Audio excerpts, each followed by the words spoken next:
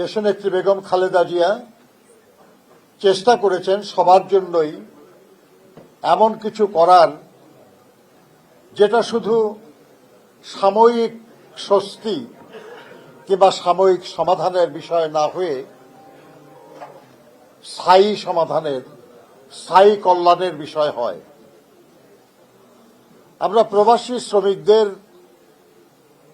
মুখে অনেক প্রশংসা করি,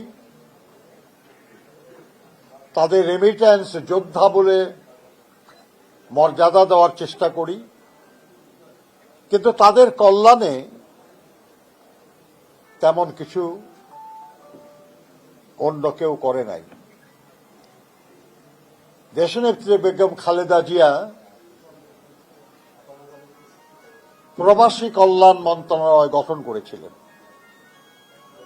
অর্থাৎ প্রবাসীদের কল্যাণের জন্য একটা স্থায়ী রাষ্ট্রীয় কাঠামো তিনি গড়ে দিয়ে গেছেন, একটা বিশেষ আলাদা মন্ত্রণালয়, যার মাধ্যমে অনাদিকাল ধরে আমাদের যারাই প্রবাসে কাজ করবেন বা প্রবাসের থেকে কাজ করে দেশে ফিরবেন, যারা প্রবাসে যাওয়ার জন্য চেষ্টা করবেন, তাদের সকলের কল্যাণের জন্য এই মন্ত্রণালয়ের দায়িত্ব আছে। এই মন্ত্রণালয়ের কর্মকর্তা আছে, এই মন্ত্রণালয়ের বাজেট আছে। এই যে প্রবাসী যারা মানুষ, তাদের কল্যাণের জন্য একটা স্থায়ী কাঠামো দাঁড় করানো, একটা স্থায়ী ব্যবস্থা প্রতিষ্ঠা করা, তাদের কল্যাণের জন্য দেশনেত্রী বেগম খালেদা জিয়া বা বিএনপি সরকারের আন্তরিকতার প্রমাণ। আমরা বিশ্বাস করি যে প্রবাসে যারা আছেন, যারা ছিলেন, তারা তার এই অবদান চিরদিন স্মরণ রাখবেন এবং ভবিষ্যতে যারা দায়িত্বে আসবেন রাষ্ট্রের, তারা সবাই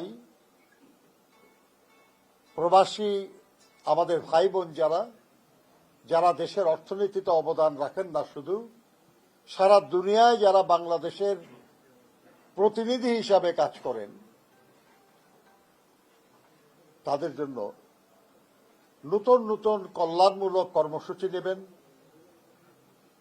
তাদের সমস্যা বদলে যাচ্ছে, এই যে পরিবর্তিত সমস্যা, পরিবর্তিত সুযোগ, এই বিষয়গুলিতে প্রবাসী কল্যাণ মন্ত্রণালয় ভূমিকা পালন করবে।